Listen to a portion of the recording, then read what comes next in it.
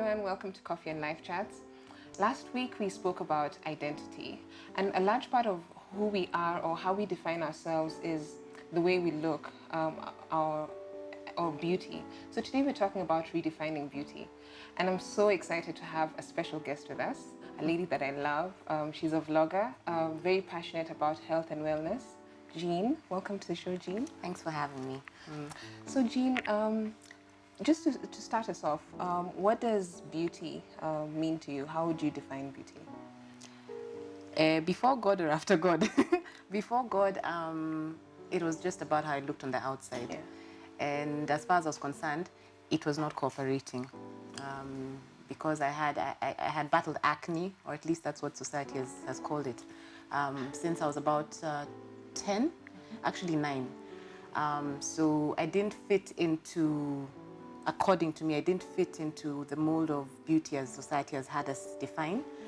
But after I found God, and this is like after I found God, like years of battling with self-identity, self-esteem, knowing who I am, God finally started just showing me that you're beautiful and as He's worked on my inside, I started understanding why I even had to go through the process of acne and all this stuff. So my beauty now starts from the inside out, that I know Him first, and that He defines everything, and that I'm not moved by what man says anymore.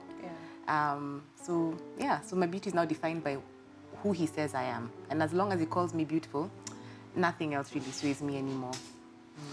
So tell us about the battle, the experience you had with acne. How did you eventually come to a place where you set aside what everybody thought or what we all told beauty is supposed to be? How did you get to a place of freedom and truly accepting who God says you are? For me, I think God had to give me a quick fire lesson, because I worked in the media for quite some time, and I used to work behind the scenes. You know, behind the scenes you can hide, yeah? Put on your jeans, your shirt, and you're set.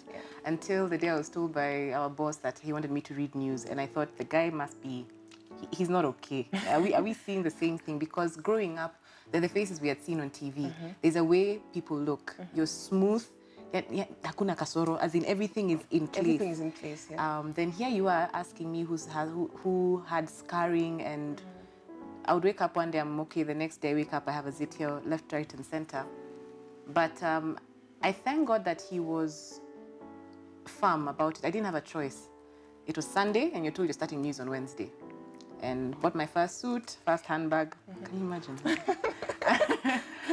And had to go read news on the Wednesday. And I remember I was reading news. I keep telling guys, as I was reading, I was asking, I'm reading, but in my head, there's like a voice, there's a gene inside going like, what are you doing?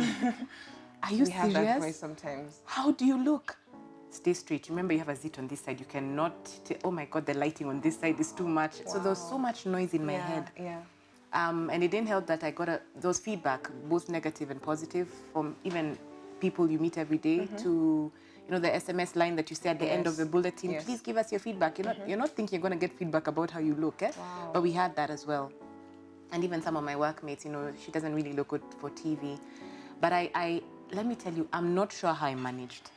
I just know that there was a schedule, and you're told you're reading news tomorrow morning. The next day it's lunchtime, it's a weekend, and I'd keep coming in. With time, I started learning the art of makeup. And also, Lorraine, I'm not sure how I did it. Honestly, now when I look back from sitting where I am now, I know it was God. Because He was trying to tell a story. Because even though there were those who had a lot of negative feedback, there were those who were very inspired by how is she doing it. And during that time is when I started getting a bit more alert about health. And that's why I'm very into health and wellness now. But now as God has taught me that we have this one temple He's given us. If we're not able to take care of it from the inside out, most times, if you're not taking care of yourself inside, it will manifest on the outside eventually. So I started tweaking how I eat, exercising a bit more. And with time, and I think with God's grace, He's just slowly, it's like blooming. There's a new gene that's been birthed. So that's how I've gotten to where I am now. But I think my turning point is when I met a man who I call my father. And I was instructed by God to go see him without makeup. And I was like, no, God, I think I'm not hearing you right. But I slept. I was like, I can do this. Yeah. The next morning, when after, showering, you get ready, I was so used to putting on the makeup. Yeah. Then I remembered, Jean, you were told not to go with makeup. I was like, okay. Then, do you know when I got to the door, I couldn't leave. Wow. And that's when I realized I'd been a slave to makeup, and my image was actually, I depended so much on what people said and people saw. Yeah. But I knew God was teaching me a lesson that day, because I could not leave the door. But he told me, Jean, you're going to leave. So I was like, now you're negotiating with God. Yeah. And I thank God for hearing God. Honestly, if you're not hearing him, I don't know what you're doing. You need to stop everything and learn to hear his voice. Yeah. And I told him, can I put lip gloss? Just gloss. At least if the lips are popping. Negotiation. There's something. Yeah. I said, no, you can put Aramis. Wow. So I went back, I put Aramis, and I went to the door and I entered the car and I drove to where I was meeting him. And that's the day you're praying, you don't see anyone. And I remember it's a hotel. Yeah. And I get into the lobby and I'm like, all I'm seeing, my inside is like, oh, Jean, you're not looking good. You're not beautiful. You have not covered up. And I sat at the reception to wait. And that's the day you will meet people. Yep. And this lady I was with in high school met me. I went and said, I became a very good actress. I could cover up. Hi, I can talk. I have the gift of gab, as you can see. But I went, when she told me, and you're glowing, inside those are, and outside I was like, thank you so much. What is it? It's God.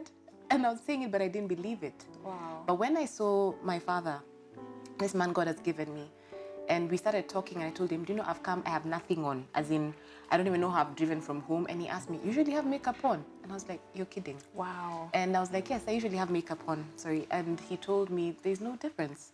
There's no difference. You're beautiful. And I broke down. And that's when the breaking happened. Once I broke and started looking at myself again, now I just go every day. The days he'll let me have makeup, the days he'll tell me not to. The days like today he'll let me be dolled up. Yeah. And I love it. There's a freedom, there's a liberty, so that every day you wake up, you're not doing stuff out of a program. If he tells you you're putting lip gloss today, it's fine. Because please note, I'm not saying makeup is a bad thing. Yeah. But you put it on as God leads you. Yeah. And take care of yourself from the inside out. Yes. Yeah. Thank you so much for joining us. Thanks for having me. Yeah. Thank you for joining us for this episode. So let's keep the conversation going. Please, if you have any queries, you can email us at lifechatskenya@gmail.com or follow us on Facebook and Instagram at Coffee and Life Chats. Thank you and God bless you.